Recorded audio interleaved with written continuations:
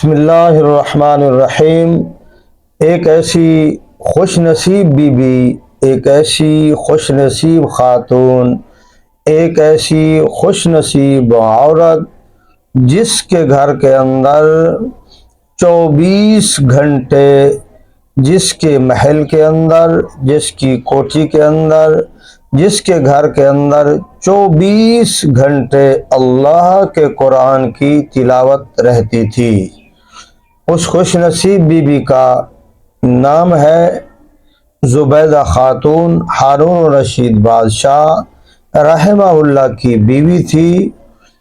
اس کو قرآن کے ساتھ اتنا عشق تھا، اتنا محبت تھی کہ 300 باندیاں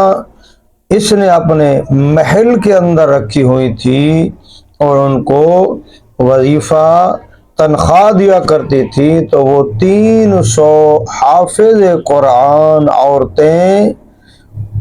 24 گھنٹے اللہ کے قرآن کی تلاوت کیا کرتی تھیں۔ وہ اپنی اپنی باری کے اوپر